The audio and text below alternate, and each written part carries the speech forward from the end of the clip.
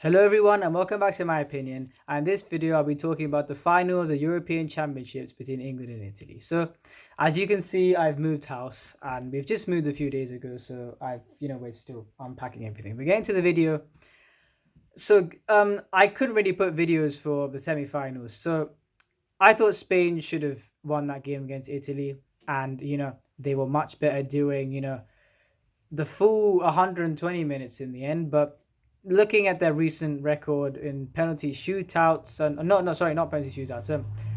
Looking at their recent record in penalties in general, and even the Switzerland, they weren't exactly convincing in that penalty shootout. So you never really thought they'd get past Italy, and they didn't. And as for the England versus Denmark game, I know there was this whole thing about Sterling diving in the box to get the penalty for England, but Kane should have been fouled. Kane was fouled before, and that should have been a penalty. And it's a more definite penalty than this one. This one just kind of just fell on the floor, and it's that England dominated for pretty much after they scored the kind of England scored the goal to get back into the game, kind of quite quickly after Damsgaard scored the excellent free kick. So they dominated from that point, and they thoroughly deserved to go through. So looking at these two teams, I still thought England would win this game, because if you look at these two teams man to man, England have probably the more outright world class players, and how good defensively they've been is that Italy's defense has been brilliant. But if you look at England's defense, like they've actually been the most impressive team defensively in this tournament. No one's getting past Kyle Walker, Harry Maguire, John Stones. They've all been excellent. And Luke Shaw's been excellent as well. So honestly, you kind of thought, especially not only defensively, but going forward as well. So, and Harry Maguire scoring goals, Luke Shaw getting assists. So I just thought, especially with the back five that England played for this game, I thought that Italy would be able to cause far less problems to England than England will be able to cause to Italy. And I really thought, with the aging centre backs that Italy have, England have more, incisive and probably, quicker players. Despite Insigne is quite quick. Raheem Sterling is, a bit quicker. So the thing is, I thought that with incisive players like Raheem Sterling against, an aging centre back duo, I thought that they would be able to cause Italy problems. And honestly, that kind of this whole thing that Italy were going to find it much more difficult than England would kind of showed in the first half, because there was a goal in the second minute, and Luke Shaw scored. Harry Kane passed it to someone. I can't exactly remember who was there out wide, but he passed it to Luke Shaw, and Luke Shaw scored. And the thing is, that was I wasn't. I mean, I was very surprised they scored it that early on, but I wasn't surprised that England scored first, because as I said, all these factors pointed towards that maybe England would be the better team on the day. But the fact is that for the first half, apart from Chiesa, no one in Italy really did anything, and they had their half moments. But even then, it was mostly centered around Chiesa. There was just one thing where if it was just like a little bit to the left of the post, it probably would have been in. So he had his moments, but apart from him, there was no one else. And England went into the halftime interval, very confident. And if they probably, here's the thing: if they did the exact same, they probably would have won. If you looked at the roadmap, kind of this potential roadmap, if of course, Italy would improve, and they did. But if England did the same thing, you kind of found it. You don't really think Italy would provide that much of a threat, but it's a kind of similar situation to, so I support PSG, and we got knocked out to Man City in the Champions League semi-finals. So Marquinhos scored the early goal, and we played very well in the first half, 1-0. And then for some reason, we sat back against a team that when they get into an attacking rhythm, they just keep on going, they surround you, and they enjoy themselves. And Italy, we've seen this tournament, that they are that kind of a team. And I don't know why England just defended against them, because especially seeing what Chiesa did in the first half when England were dominating, they just let Italy have most of the ball. At one point, the possession was 71 Italy's, 29% England, and they were on top. And honestly, they could have,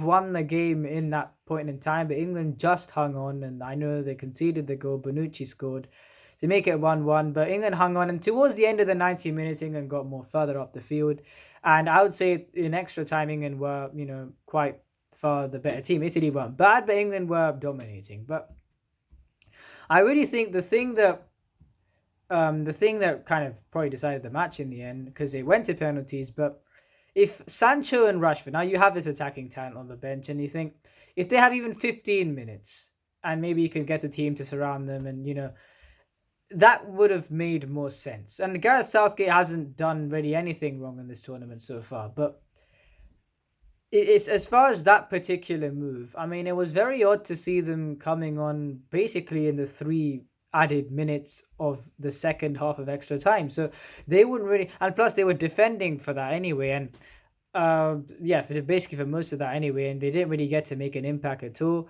And so the only impact they really did have was, I mean, the first impact they had was in a penalty shootout in the final of a European Championships. I mean, we're all human, and no one can take that pressure. I mean, the only player who right now who could probably score a penalty in that situation if he was subbed on, kind of confidently, would probably be Ronaldo. So we're all human, and we can't. And even then, it's not a fair situation for anyone to walk in. So we're all human, and I wasn't surprised that as Sancho, Rashford, and Saka. I mean, the fact he took a penalty, it was a big risk, and again, it showed that he's 19 years of age, and it's way too much pressure. Like, again, you can't blame the three of them, and especially him. So it was a very questionable decision, because you have Sancho and Rashford, and they should have been given some time to really warm up and then really get into the game, and maybe England could have, well, I'm not saying they could have won the game, but I'm really saying they would have a better chance of winning it before penalties. But even though Italy, Belotti missed his penalty, but I just think it was the fact that the inexperience at that stage. I know Italy, a lot of their players are inexperienced, but it's just the fact that they've been in penalty shootouts. They just had a penalty shootout against Spain, and so you kind of thought England. I mean, they haven't been in a penalty shootout of that stature, or they may not have even been in one from the 2018 World Cup, and it was a completely different squad. But Sancho wasn't there, and Saka wasn't there either. So it's just the fact that kind of played into their mind, and yeah, it was very three tame penalties, but you couldn't really blame them because, as I said, it was a very unfavorable circumstance that they were brought on. I mean, Saka, as I said, inexperienced, and these two again bringing them on that late, and with two brilliant players, it wasn't very fair on them, and it was very sad to see they got racially abused by other angry England fans. And I say that about the fans, they haven't. This is probably the reason why people from other countries didn't want England to win the Euros, because the fans, this tournament, the players have been brilliant, the fans have been stupid for a lot of it. I mean, you saw, I think England got fined because someone shone a laser pen at Schmeichel, and then this whole thing after they lost, they kind of assaulted some Italian fans.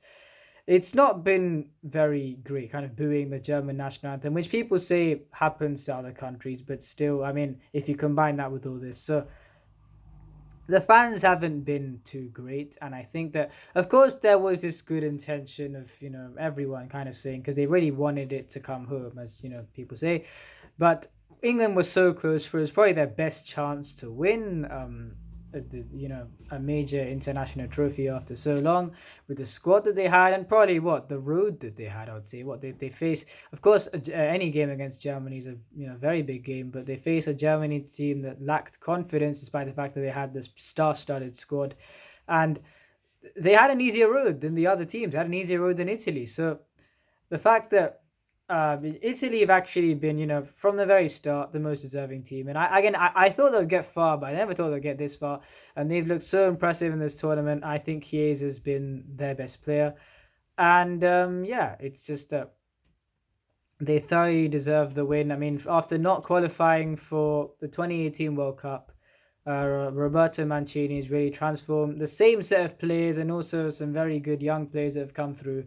And they've beaten a very good England team, which, I mean, you look at the quality that they have, and yeah, Italy have built such a good team, and they've won the Euros, and they thoroughly deserved it. And the fact is, both these two teams, I mean, I've been watching the Copa America as well. Unfortunately, from Neymar loss, I wanted him to win, but also Messi deserved to win as well. Easily the best player in the Copa America this year. But it's that if you look at the South American teams now, they have good players, but as a team, they're nowhere as complete to the likes of England, this Italy team. You look at France with their embarrassment of riches. You look at Belgium.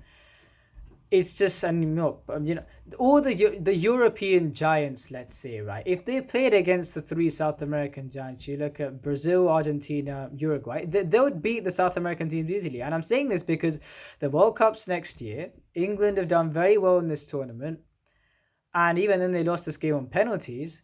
So they have, if we got to the semi-finals in 2018, we have a way better team now than we did then. And I don't think the South American teams are that much of a threat. I mean, even then, Belgium beat Brazil, France beat Argentina and Uruguay.